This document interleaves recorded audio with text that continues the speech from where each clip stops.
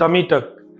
Tummy tuck क्या होता है, कैसे होता है? टमी टक प्रोसीजर सर्जरी के बाद कैसे रिकवरी होती है? टमी टक प्रोसीजर से क्या क्या कॉम्प्लिकेशंस हो सकती हैं? टमी टक कराने के बाद आपको किन किन चीज़ों का ध्यान रखना चाहिए, क्या क्या प्रिकॉशंस लेनी चाहिए?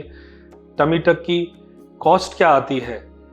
आज इस वीडियो में हम इन्हीं सब टॉपिक्स पे डिस्कशन करेंगे और इस वीडियो के लास्ट में हम आपको कुछ बोनस टिप्स भी देंगे जो आपको हेल्प करेगी टमी टक प्रोसीजर के बारे में आपकी इंफॉर्मेशन बढ़ाने के लिए और अपने प्रोसीजर के लिए डिसाइड करने में। मैं doctor Sunil Arora, board certified plastic surgeon, ALCS hair transplant and cosmetic clinic Jaipur, आज इस वीडियो में टमी टक के बारे में डिस्कशन करेंगे।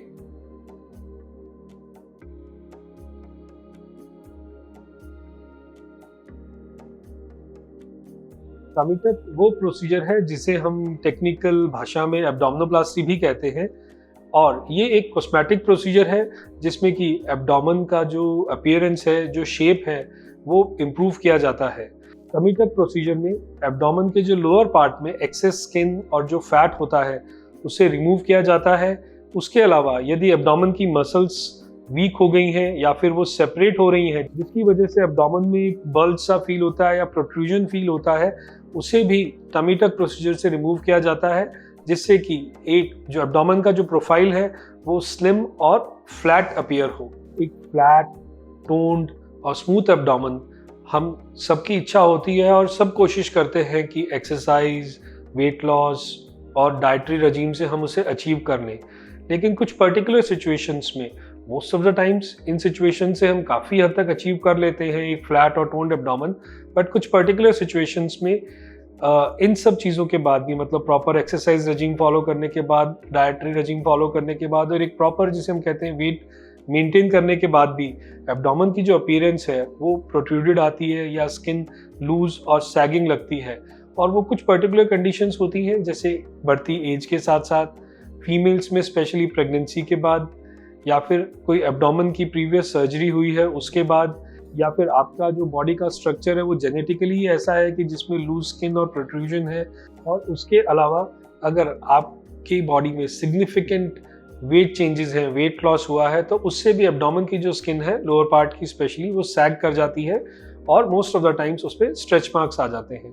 टमी टक से इन पेशेंट्स में हम एक फ्लैट, स्मूथ, स्लिम और वेल टोन्ड एब्डोमेन अचीव कर सकते हैं सर्जरी के बाद। क्या आप टमी टक के लिए एक अच्छे कैंडिडेट हैं या नहीं? देखिए, अगर आप एक पर्टिकुलर डाइटरी रजीम, एक्सरसाइज रजीम और एक स्टेबल वेट मेंटेन करते हैं, आप फिजिकली हेल्दी फॉर्म में हैं, लेकिन उसके बावजूद आपका जो एब्डोमेन है उसकी जो स्किन है वो लूज है, सैगिंग है, उस पर स्ट्रेच मार्क्स हैं, एब्डोमेन में प्रोट्रूजन है, आप एब्डोमेन की शेप से खुश नहीं हैं और आप उस शेप को फ्लैट और स्लिम कराना चाहते हैं, आप नॉन स्मोकर हैं और आपकी एक्सपेक्टेशंस जो हैं वो रियलिस्टिक हैं, तो डेफिनेटली आप एक अच्छे कैंडिडेट हैं टमी टक के लिए और आपका जो रिजल्ट होगा वो लॉन्ग लास्टिंग होगा अगर आप मोटिवेटेड है उस रिजल्ट को मेंटेन करने के लिए। लेकिन हाँ, एक चीज़ इसमें मैं आपको बताना चाहूँगा कि जो टमी टक या एब्डोमिनोप्लास्टी प्रोसीजर है, ये प्रोसीजर एक कॉस्मेटिक प्रोसीजर है और इसमें एब्डोमेन की जो शेप और अपीयरेंस है उससे इम्प्रूव किया जाता है और ये वेट लॉस का तरीका बिल्कुल नहीं है। तो ये तो कुछ सिचुएशंस थी जिनमें आपके डॉक्टर आपको एडवाइस करेंगे कि हाँ, आप एक अच्छे कैंडिडेट हैं टमी टक के लिए और आपका जो रिजल्ट है वो भी अच्छा आएगा। लेकिन कुछ पर्टिकुलर सिचुएशंस होती हैं जिनके अंदर आपके डॉक्टर आपको इसके अगेंस्ट एडवाइस करते हैं और आपको मना करते हैं कि आप टमी टक के कैंडिडेट नहीं हैं। वो सिचुएशंस कौन सी हैं? वो सिचुएशंस हैं यदि फीमेल्स में स्पेशली फ्यूचर प्रेगनेंसी प्लान की हुई हो, या फिर जो वेट है वो काफ़ी फ्लक्चुएट कर रहा हो, वो स्टेबल नहीं हो, या फिर आप किसी क्रॉनिक बीमारी से, क्रॉनिक इलनेस से सफ़र कर रहे हो, या फिर आप स्मोक ज़्यादा करते हो, या फिर आपका जो बॉडी मास इंडेक्स है वो 30 से ज़्यादा हो, या फिर आपके एब्डोमेन में जो आपकी कोई प्रीवियस सर्जरी हुई है और उसका स्कार एब्डोमेन में उस जगह पे है जो कि आपके एब्डोमिनोप्लास्टी के रिजल्ट को नेगेटिवली इम्पैक्ट कर सकता है, तो उन सिचुएशंस में डॉक्टर्स आपको मना करेंगे टमी टक प्रोसीजर के लिए जाने के लिए, क्योंकि टमी टक का जो रिजल्ट है टेक्निकली अगर हम बात करें तो वो परमानेंट होता है। लेकिन इन सब सिचुएशंस में वो जो इफेक्ट है जो कि परमानेंट हो सकता है वो धीरे धीरे डिमिनिश कर जाता है और आप वापस अपनी प्रीवियस कंडीशन में जो कि लूज और सैगिंग स्किन वाली है लोअर एब्डोमेन में जा सकते हैं। इसीलिए आपके डॉक्टर आपको एग्जामिन करने के बाद इन सब कंडीशंस में आपको डिस्करेज करेंगे, आपको मना करेंगे कि आपको टमी टक नहीं करवाना चाहिए। टमी टक के लिए आप खुद को कैसे प्रिपेयर करेंगे? देखिए, आपने डॉक्टर से एग्जामिन करा लिया है, आपने डिसाइड कर लिया है कि अब आपको टमी टक कराना है, तो कुछ चीज़ें हैं जो आपको सर्जरी से पहले आपको कंसिडर करनी पड़ेंगी जिससे कि आपका जो रिजल्ट है वो अच्छा है। तो सबसे ज़रूरी चीज़ है कि आप जो बॉडी वेट है आपका, आप उसे स्टेबल रखें कम से कम 6 से 12 महीने के लिए। आपका बॉडी वेट अगर स्टेबल है इस ड्यूरेशन के लिए, तो जो रिजल्ट है आपका एब्डोमिनोप्लास्टी का या टमी टक का वो अच्छा आएगा। यदि आप स्मोक करते हैं तो स्मोकिंग आपको बंद करनी है। इसके अलावा कुछ मेडिसिन्स होती हैं जैसे blood thinning medicines, anti inflammatory medicines. ये मेडिसिन्स अगर आप लेते हैं तो इन मेडिसिन्स को भी आपको सर्जरी से पहले बंद करना है, क्योंकि इन मेडिसिन्स से ब्लीडिंग का रिस्क जो कि ड्यूरिंग सर्जरी या आफ्टर सर्जरी होता है वो काफ़ी बढ़ जाता है। इसके अलावा आपको और जो चीज़ का ध्यान रखना है वो ये ध्यान रखना है कि आपकी जो भी मेडिकल हिस्ट्री है, ट्रीटमेंट हिस्ट्री है, सर्जरी की हिस्ट्री है, वो सारी आपको आपके डॉक्टर से शेयर करनी है, सो दैट आपको जो आपके प्लास्टिक सर्जन है वो प्रॉपर तरीके से गाइड कर पाएंगे, ताकि जो कॉम्प्लिकेशंस या प्रॉब्लम्स के चांसेस हैं एब्डोमिनोप्लास्टी के बाद, टमी टक के बाद, वो मिनिमाइज किए जा सकें। ठीक है, टमी टक एक सर्जरी है जिसका कि अपना एक पर्टिकुलर टाइम है रिकवरी का। सो इनिशियली 1 से 2 दिन के लिए आपको एक मैन पावर सपोर्ट की ज़रूरत भी पड़ती है। तो आप अगर टमी टक का प्लान कर रहे हैं तो आप वो मैन पावर सपोर्ट भी अरेंज करें, सो दैट आपको जो रिकवरी है वो प्रॉपर तरीके से हो। और सर्जरी से पहले, प्रोसीजर से पहले इन सब चीज़ों का ध्यान रखते हैं और खुद को प्रिपेयर रखते हैं इन सब चीज़ों के साथ, तो डेफिनेटली आपका जो रिजल्ट है टमी टक का वो अच्छा आता है और जो कॉम्प्लिकेशन के चांसेस हैं वो कम हो जाते हैं। टमी टक के क्या क्या कॉम्प्लिकेशंस हो सकते हैं? देखिए, अगर आप टमी टक एक क्वालिफाइड, ट्रेन्ड, एक्सपीरियंस सर्जन से करवाते हैं, प्लास्टिक सर्जन से करवाते हैं और एक वेल इक्विप्ड क्लिनिक में कराते हैं, और उसके अलावा यदि आप एक तरह से मोटिवेटेड पेशेंट हैं, आपका वेट स्टेबल है, आपकी जो मेडिकल हिस्ट्री है वो ठीक है, आप किसी बीमारी से नहीं सफ़र कर रहे हैं, तो आपके केस में कॉम्प्लिकेशंस होने के चांसेस टमी टक के बाद ना के बराबर हैं। लेकिन फिर भी कुछ सिचुएशंस में कुछ कॉम्प्लिकेशंस होती हैं टमी टक की। जैसे कि हम बात करें तो बॉडी की जो स्किन है उसके नीचे फ्लूइड एक्यूमुलेट हो जाता है जिसे कि हम सीरोमा कहते हैं। उसके अलावा कई बार थोड़ा ब्लीडिंग का चांस रहता है, जो स्किन है उसकी सेंसेशंस थोड़ी ऑल्टर होने का चांस रहता है, थोड़ी बहुत एसिमेट्री लग सकती है एब्डोमेन की स्किन में, उसका चांस रहता है, जिसकी वजह से कई बार कुछ माइनर प्रोसीजर्स हमें रिपीट करने पड़ते हैं। इसके अलावा जो स्कार होता है सर्जरी का, यूजुअली तो हम जो स्कार है एब्डोमिनोप्लास्टी का, टमी टक का, वो बिल्कुल लोअर एब्डोमेन में लेते हैं जो कि बिकिनी एरिया में कवर हो जाता है। और कई बार फीमेल्स में जो सिजेरियन सेक्शन का स्कार होता है उसी को एक्सटेंड करके टमी टक कर लेते हैं, और most of the time scar inconspicuous होता है और ना के बराबर होता है। लेकिन कुछ सिचुएशंस में वो स्कार थोड़ा सा ब्रॉड हो सकता है, थोड़ा सा थिक हो सकता है, और एक विजिबिलिटी उस स्कार की ज़्यादा रह सकती है। तो अगर आप टमी टक के लिए एक अप्रोप्रिएट कैंडिडेट हैं, फिट कैंडिडेट हैं, और आप एक क्वालिफाइड एक्सपीरियंस प्लास्टिक सर्जन से टमी टक कराते हैं, तो इन सब कॉम्प्लिकेशंस के होने के चांसेस भी बहुत कम हैं, और tummy tuck one of the safest procedures consider किए जाते हैं। टमी टक प्रोसीजर से क्या रिजल्ट आता है, क्या आउटकम आता है, या आप क्या एक्सपेक्ट कर सकते हैं? देखिए, टमी टक से जो आपके एब्डोमेन की, लोअर एब्डोमेन की जो स्किन है एक्सेस लूज और सैगिंग, वो रिमूव हो जाती है। जो एक्सेस फैट है लोअर एब्डोमेन में वो रिमूव हो जाता है। जो स्ट्रेच मार्क्स हैं लोअर पार्ट ऑफ एब्डोमेन में, वो वाला पार्ट पूरा रिमूव हो जाता है। हाँ, यदि अपर पार्ट में स्ट्रेच मार्क्स हैं तो वो टमी टक से रिमूव नहीं होते हैं। और टमी टक के बाद आपके जो एब्डोमेन की जो शेप है वो ज़्यादा फर्म होती है, स्मूथ होती है, फ्लैट होती है, और आपकी बॉडी के प्रोपोर्शन में होती है। वो एक्स्ट्रा बल्जी या लूज या फिर सैगिंग अपीयरेंस नहीं देती है टमी टक के बाद। टमी टक प्रोसीजर होता कैसे है? देखिए, टमी टक प्रोसीजर में जो आपका एब्डोमेन होता है उसके लोअर मोस्ट पार्ट में जो एरिया की बिकिनी और अंडरगारमेंट्स में कवर होता है, एक हॉरिजॉन्टल कट दिया जाता है, और उस हॉरिजॉन्टल कट को देने के बाद एब्डोमेन की जो स्किन है उसे पूरा मोबिलाइज करके अपर पार्ट ऑफ एब्डोमेन तक मोबिलाइज करके पूरा लूज किया जाता है। देन अगर आपकी जो एब्डोमेन की मसल्स हैं वो अगर वीक हो गई हैं या सेपरेट हो रही हैं तो उसे रिपेयर किया जाता है। उसके बाद जो स्किन पूरी लूज है, एक्सेस है, उसे नीचे की तरफ स्ट्रेच करके एक्सेस स्किन और फैट को हटा दिया जाता है। देन उसके बाद जो अम्बिलिकस है वो नई पोजीशन पे क्रिएट किया जाता है जिसे कि हम नियो अम्बिलिकस कहते हैं, और जो एब्डोमेन की स्किन है उसे प्रॉपर तरीके से प्रॉपर शेप में टाइट करके आपके बॉडी के प्रोपोर्शन में और स्टिच कर दिया जाता है। और ये जो स्टिच लाइन है ये lower most part of abdomen में आती है और बिकिनी एरिया या फिर अंडरगारमेंट्स में कवर्ड रहती है। टमी टक के बाद रिकवरी कैसे रहती है? टमी टक के बाद आपको जो आपके डॉक्टर हैं, आपके प्लास्टिक सर्जन हैं, वो सेम डे ही हेल्प के साथ मोबिलाइज करते हैं और चलने के लिए मोटिवेट करते हैं जिससे कि रिकवरी जल्दी हो। और देखिए, टमी टक अगर मिनी एब्डोमिनोप्लास्टी है तो वो डे केयर प्रोसीजर है, आपको सेम डे ही घर भेज दिया जाता है। लेकिन कई केसेस में यदि टमी टक को और किसी प्रोसीजर के साथ कंबाइन किया गया है, ब्रेस्ट सर्जरी के साथ या लाइपोसक्शन के साथ, या फिर वो बेल्ट लाइपेक्टमी है जिसमें कि पूरा एब्डोमेन की सर्कमफेरेंस से एक्सेस स्किन और फैट रिमूव किया जाता है, उन सब सिचुएशंस में ये एडवाइस किया जाता है कि पेशेंट एक नाइट के लिए ऑब्जर्वेशन में हॉस्पिटल में एडमिटेड रहे और नेक्स्ट मॉर्निंग डिस्चार्ज हो। सो मोबिलिटी तो सर्जरी वाले दिन ही शुरू करा दी जाती है विद सपोर्ट, विद हेल्प। हाँ, नेक्स्ट डे मॉर्निंग से आप अपना बेसिक रूटीन काम सारा खुद कर सकते हैं। आपको बस थोड़ा सा जो चीज़ों का ध्यान रखना है वो ये ध्यान रखना है कि आपको स्टार्टिंग के कुछ दिनों के लिए बिल्कुल सीधा नहीं उठना है, आपको उठते समय करवट लेके उठना है या फिर सपोर्ट लेके उठना है। आपको स्टार्टिंग के कुछ 3 से 4 दिन एक एब्डोमेन की जो टाइटनेस है या सोरनेस है वो फील होगी। उसका कारण ये रहता है कि देखिए, एब्डोमेन की स्किन पूरी लूज थी सर्जरी से पहले, मसल्स बिल्कुल लूज थी, एब्डोमेन के कंटेंट्स बिल्कुल लूज पड़े हुए थे उसमें। लेकिन जब ये सब चीज़ें टाइट की जाती हैं तो इनिशियली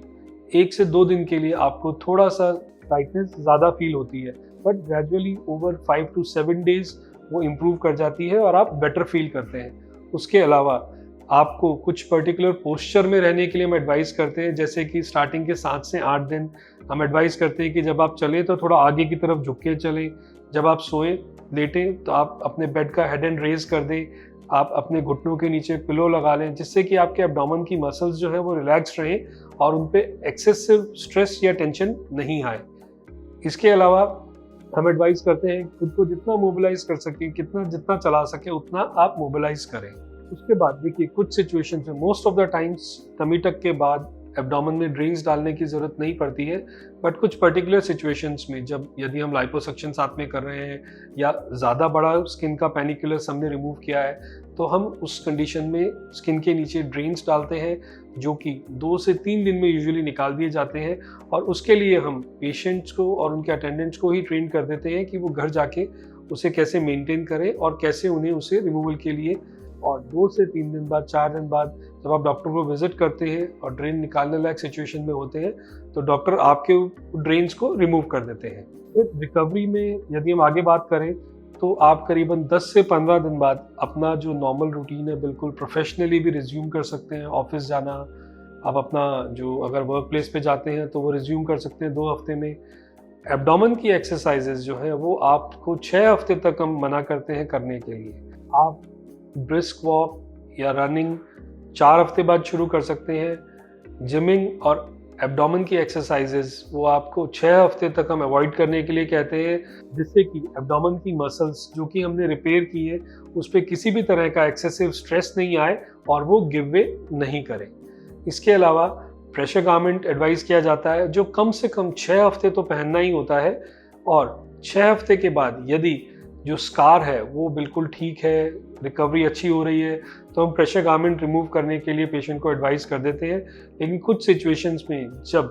स्कार हमें लगता है कि नहीं थोड़ा वाइड हो रहा है या थोड़ा मोटा हो रहा है तो प्रेशर गारमेंट को हम थोड़ा और लंबा टाइम तक पहनने के लिए एडवाइस करते हैं पेशेंट को, सो दैट वो जो स्कार है वो मिनिमाइज किया जा सके टमी टक के बाद। टमी टक के बाद किन किन चीज़ों का आपको ध्यान रखना है, किस किस तरह से आपको अपना ध्यान रखना है, उसमें सबसे इम्पॉर्टेंट है कि जो भी आपको मेडिसिन प्रिस्क्राइब की हैं आपके ऑपरेटिंग सर्जन ने वो आपको एज पर एडवाइस लेनी ही लेनी है, वो मिस नहीं करनी है, चाहे वो पेन किलर हो, चाहे एंटीबायोटिक हो, चाहे वो ब्लड थिनिंग मेडिसिन हो। उसके अलावा जो स्टिच लाइन है, जो सर्जिकल साइट है, उसका प्रॉपर केयर जो आपको आपके डॉक्टर ने गाइड किया है उस तरह से प्रॉपर केयर करना है। आपको अपनी mobility with in your limits maximum maintain करके रखनी है फॉर नेक्स्ट फ्यू डेज। आपको जब भी रिविजिट के लिए बुलाया गया है, फॉलोअप के लिए बुलाया गया है, तब आपको ज़रूर से अपने ऑपरेटिंग सर्जन्स को विजिट करना है और आगे की जो एडवाइस है वो लेनी है उनसे। आपको जो प्रेशर गारमेंट दिया गया है पहनने के लिए, जो टाइट कॉर्सेट दिया गया है पहनने के लिए सर्जरी के बाद, वो रेगुलर पहन के रखना है जिससे कि स्वेलिंग कम से कम रहे। और टमी टक के लिए बहुत कॉमन क्वेश्चन पेशेंट्स हमसे पूछते हैं कि क्या टमी टक किसी भी इंश्योरेंस में या किसी भी हेल्थ स्कीम में कवर होती है या नहीं। देखिए, टमी टक एक एंटायरली कॉस्मेटिक प्रोसीजर है, एक ऑप्शनल प्रोसीजर है जो कि जिसका कि इलनेस से कोई रिलेशन नहीं है, वो एक वेलनेस के लिए प्रोसीजर कराया जाता है। और कोई भी इंश्योरेंस कंपनी इस प्रोसीजर को या किसी भी और कॉस्मेटिक प्रोसीजर को कवर नहीं करती है। बट स्टिल आप इस इशू को भी अपने ऑपरेटिंग सर्जन से डिस्कस कीजिए, क्योंकि कुछ क्लिनिक्स EMI फैसिलिटीज़ और फाइनेंस फैसिलिटीज़ अवेलेबल कराती हैं इन प्रोसीजर्स के लिए, कॉस्मेटिक प्रोसीजर्स के लिए, जो कि इंश्योरेंस में कवर नहीं होते हैं। टमी टक सर्जरी हो गई, अब क्या एक्सपेक्ट करें, क्या रिजल्ट आएगा फाइनली टमी टक का। देखिए, यदि अगर हम बात करें टेक्निकली, तो जो एब्डोमिनोप्लास्टी या टमी टक प्रोसीजर है, इसका रिजल्ट परमानेंट होता है अगर आप एक स्टेबल वेट मेंटेन करके रखते हैं। तो अगर आप एक स्टेबल वेट मेंटेन करके रखते हैं तो लंबे टाइम तक आपके एब्डोमेन की शेप जो है वो स्लिम रहेगी, एब्डोमेन फ्लैट रहेगा, मसल्स टोन्ड रहेंगी और एक स्मूथ कंटूर के साथ फिट अपीयरेंस देगा। अगर आप एक स्टेबल वेट मेंटेन करते हैं तो रिजल्ट लॉन्ग लास्टिंग होता है और आपकी सेल्फ एस्टीम को इम्प्रूव करता है, आपके कॉन्फिडेंस को इम्प्रूव करता है। टमी टक की कॉस्ट क्या आती है, टमी टक सर्जरी का पैकेज कितने का होता है, कितने उसमें एक्सपेंसेस होते हैं। यूजुअली जो एक धारणा है सबके मन में वो ये रहती है कि कॉस्मेटिक सर्जरी प्रोसीजर्स जो हैं वो बहुत महंगे होते हैं। देखिए, ऐसा नहीं है। बट हाँ, टमी टक प्रोसीजर की जो कॉस्ट है वो कुछ फैक्टर्स पे डिपेंड करती है। उसमें सबसे इम्पॉर्टेंट फैक्टर है कि जो आपके एब्डोमेन की जो कंडीशन है वो कैसी है, उसमें कितनी लूज स्किन है, कितना लूज फैट है, एब्डोमेन की मसल्स कैसी हैं, कितना एक्सटेंसिव प्रोसीजर एब्डोमेन पे करने की ज़रूरत है जिससे कि अच्छा रिजल्ट पाया जा सके। अगर एक्सटेंसिव प्रोसीजर होना है तो कॉस्ट थोड़ी ज़्यादा हो जाती है और अगर लेस एक्सटेंसिव प्रोसीजर होना है तो कॉस्टिंग कम हो जाती है। उसके अलावा जो और एक मेजर फैक्टर है जो डिसाइड करता है कि कॉस्ट क्या आएगी टमी टक प्रोसीजर की, वो है आपके डॉक्टर कौन है, डॉक्टर कितने क्वालिफाइड हैं, कितने एक्सपीरियंस्ड हैं, कितनी सर्जरीज उन्होंने परफॉर्म की हुई है इस तरह की, और इसके अलावा जो उनका क्लिनिक है वो कितना इक्विप्ड है। क्योंकि अगर वेल इक्विप्ड क्लिनिक में आप करा रहे हैं प्रोसीजर तो डेफिनेटली कॉस्टिंग थोड़ी सी ज़्यादा आती है, लेकिन उसका एक जो सबसे बड़ा एडवांटेज रहता है एक क्वालिफाइड सर्जन से कराने का, एक वेल इक्विप्ड क्लिनिक में प्रोसीजर कराने का, वो ये रहता है कि उनके पास लेटेस्ट इक्विपमेंट्स होते हैं, लेटेस्ट टेक्निक्स होती हैं, ट्रेंड स्टाफ होता है। और उसके अलावा कोई भी अगर कॉम्प्लिकेशन होती है, जिसके चांसेस के यूजुअली बहुत कम होते हैं, बट इन केस कोई भी कॉम्प्लिकेशन या कुछ प्रॉब्लम होती है तो उनके पास बैकअप होता है उस चीज़ को मैनेज करने का, उनके पास एक्सपीरियंस होता है उस चीज़ को हैंडल करने का। और इन सब सिचुएशंस में जो कॉस्ट है टमी टक की वो थोड़ी सी बढ़ जाती है। बट फिर भी अगर हम बात करें तो मिनिमम हमारे क्लिनिक में जो कॉस्टिंग रहती है टमी टक की वो अराउंड 60-65,000 से स्टार्ट होती है और depending upon the procedure, the extent of procedure, वो कॉस्ट वेरी करती है। टमी टक के लिए आप अपने सर्जन कैसे चूज़ करें? देखिए, उसके लिए सबसे ज़रूरी चीज़ है कि आप जब भी टमी टक का प्लान करें तो आप एक क्वालिफाइड प्लास्टिक सर्जन से मिलें। आप डेफिनेटली ये चेक करें कि जो आपके सर्जन है वो क्वालिफाइड प्लास्टिक सर्जन है या नहीं है। क्वालिफाइड प्लास्टिक सर्जन या बोर्ड सर्टिफाइड प्लास्टिक सर्जन का मतलब है कि उनके पास जो डिग्री है प्लास्टिक सर्जरी की वो नेशनल और स्टेट जो रजिस्ट्रीज़ हैं उनमें रजिस्टर्ड हो और उनसे रिकॉग्नाइज्ड हो। सो ये चीज़ एक ऑथेंटिकेट करती है कि आप एक क्वालिफाइड प्लास्टिक सर्जन से अपना प्रोसीजर करा रहे हैं। इसके अलावा आपके लिए ये भी जानना ज़रूरी है कि जो आपके डॉक्टर हैं वो कितने ट्रेंड हैं, कितने एक्सपीरियंस्ड हैं, कितने क्वालिफाइड हैं इस तरह के प्रोसीजर्स को परफॉर्म करने के लिए। और एक और फैक्टर जो आपको हेल्प कर सकता है अपने क्वालिफाइड प्लास्टिक सर्जन सर्च करने में कि वो इस प्रोसीजर के लिए एप्ट हैं या नहीं, अप्रोप्रिएट है या नहीं, वो है उनकी मेंबरशिप, उनकी जो नेशनल एसोसिएशंस हैं, प्लास्टिक सर्जरी एसोसिएशंस हैं, जो भी उनके एफिलिएशंस हैं, उनके क्रेडेंशियल्स हैं। जब आप वो चेक करेंगे, ये सब फैक्टर्स हैं जो आपको हेल्प कर सकते हैं एक क्वालिफाइड प्लास्टिक सर्जन चूज करने में आपके टमी टक या एब्डोमिनोप्लास्टी प्रोसीजर के लिए, सो दैट जो कॉम्प्लिकेशंस के चांसेस है वो मिनिमाइज हो सकें और जो आपका रिजल्ट है वो जैसा आप चाहते हैं रियलिस्टिकली वो अचीव किया जा सके। इस वीडियो के स्टार्टिंग में हमने आपसे कहा था कि हम इस वीडियो के एंड में एक बोनस पॉइंट डिस्कस करेंगे जो कि बहुत इंपॉर्टेंट रहेगा आपकी अवेयरनेस के लिए टमी टक के बारे में, और आपको काफ़ी हद तक हेल्प करेगा कि आप खुद के लिए टमी टक प्रोसीजर फाइनलाइज करें या नहीं। तो वो बोनस पॉइंट है वो ये है कि आपको आपके जो एस्थेटिक प्लास्टिक सर्जन है, कॉस्मेटिक प्लास्टिक सर्जन है, उनसे प्रोसीजर के पहले और बाद में क्या क्या क्वेश्चंस पूछने चाहिए। देखिए, जब आप अपने एस्थेटिक प्लास्टिक सर्जन से मिलेंगे तो सबसे प्रोसीजर से पहले तो वो आपको एग्जामिन करें, तो आपको उनसे ये पूछना है कि क्या आप एक परफेक्ट कैंडिडेट हैं या नहीं एब्डोमिनोप्लास्टी के लिए, आप क्या रिजल्ट एक्सपेक्ट कर सकते हैं, किस तरह की शेप आप अचीव कर सकते हैं सर्जरी के बाद रिकवरी कैसे होगी, सर्जरी के बाद क्या क्या कॉम्प्लिकेशंस हो सकती हैं और अगर कॉम्प्लिकेशंस होती हैं तो कैसे मैनेज किए जाते हैं,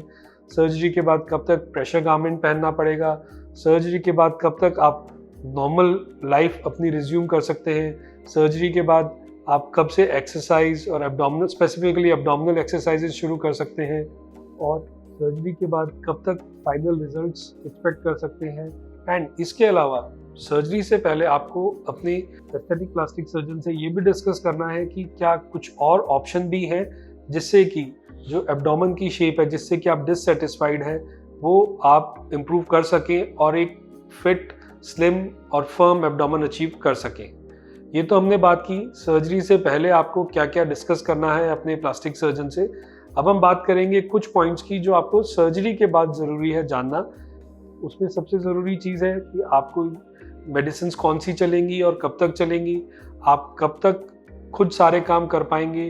कैसे आपकी ड्रेसिंग्स रहेंगी, कब कब आपकी ड्रेसिंग्स चेंज होंगी, ड्रेन्स अगर इंसर्ट किए गए हैं तो ड्रेन्स कैसे मैनेज होंगे, कैसे ड्रेन्स रिमूव किए जाएंगे, स्टिचेस अगर दिए गए हैं तो वो कब रिमूव होंगे, कब से पेशेंट स्नान करना शुरू कर सकते हैं, कब एक्सरसाइज और एक तरह से जैसे कहते हैं इंक्रीज फिजिकल एक्टिविटी कर सकते हैं, और कब कब उन्हें फॉलोअप के लिए आना है। तो ये सब चीज़ें आपको सर्जरी से पहले और सर्जरी के बाद अपने डॉक्टर से, अपने ऑपरेटिंग प्लास्टिक सर्जन से पूछनी है, जिससे कि आप एक रियलिस्टिक एक्सपेक्टेशंस मेंटेन कर सकें और आप एक फाइनली अच्छा रिजल्ट पा सकें टमी टक या एब्डोमिनोप्लास्टी के बाद। तो द बॉटम लाइन इज कि अगर आप एक अच्छी डाइटरी रजीम, एक्सरसाइज रजीम और वेट मेंटेनेंस रजीम फॉलो करते हैं, वेट स्टेबल रखते हैं एटलीस्ट 6 to 12 मंथ्स, और उसके बावजूद भी अगर आपकी एब्डोमेन की जो स्किन है लोअर पार्ट की स्पेशली वो लूज है, उसमें एक्सेस फैट है, उसमें स्ट्रेच मार्क्स हैं, आप अपने एब्डोमेन की शेप से खुश नहीं हैं, तो आप टमी टक करवा के एक फ्लैट, वेल टोन्ड, स्लिम और जिसे हम कहते हैं कि स्मूथ कंटूर वाला एब्डोमेन अचीव कर सकते हैं, और वो काफ़ी हद तक आपको हेल्प करेगा आपकी सेल्फ एस्टीम इम्प्रूव करने में और आपका सेल्फ कॉन्फिडेंस बढ़ाने में। इस वीडियो से रिलेटेड या टमी टक से रिलेटेड और भी यदि आपके कुछ क्वेरीज या क्वेश्चंस हो तो आप हमें नीचे लिखे हमारे नंबर पे फ़ोन कर सकते हैं या ईमेल आईडी पे हमें लिख सकते हैं। इसके अलावा आप इस वीडियो के कमेंट सेक्शन में भी अपने कमेंट्स कर सकते हैं और हम जल्दी से जल्दी उन कमेंट्स को रिप्लाई करने की कोशिश करेंगे। Thank you.